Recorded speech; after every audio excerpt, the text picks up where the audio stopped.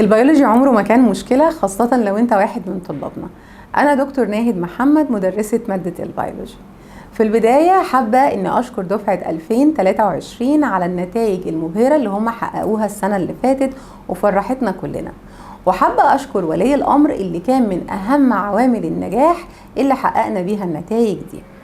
وحابة ان انا ارحب بدفعة 2024.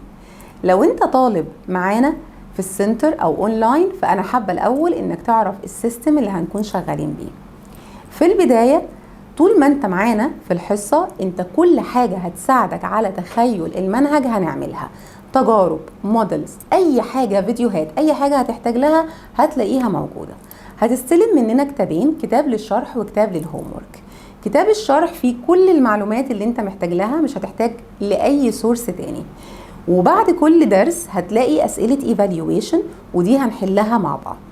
في أسئلة الهومورك هيبقى عندك أسئلة من مختلف المستويات وكل الليفلز موجودة عشان تتدرب عليها. في الأسئلة المتوسطة وفي الأسئلة اللي فيها أفكار ومستويات عليا. هتبقى عندك امتحان كل أسبوع في السنتر على الحاجة اللي انت درستها قبل كده.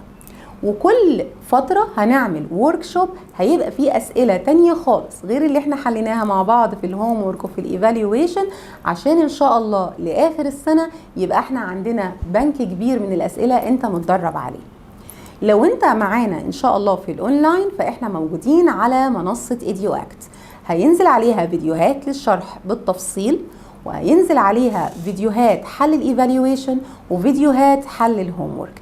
وهيبقى عندنا امتحان اسبوعي على منصة EduAct، وده هيبقى لطالب السنتر والطالب الاونلاين. يعني طالب الاونلاين هيمتحن مرة واحدة على الويب سايت، انما طالب السنتر هيمتحن مرتين، مرة في السنتر ومرة في الاونلاين. وده مش ضغط عليك على فكرة، ده تدريب ليك على الحل وفي مصلحتك انت في الاخر. حابة برضو اطمنكم انه التيم بتاعي هيبقى معاكم طول الاسبوع 24 ساعة. اي حاجة هتقف معاكم، اي حاجة هتحتاجوا لها.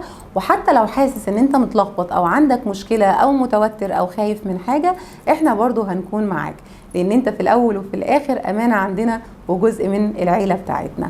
ان شاء الله نوصل مع بعض، نحقق التارجت اللي انتوا عايزينه، ونوصل مع بعض في الاخر لكل الكليات اللي بتتمنوها.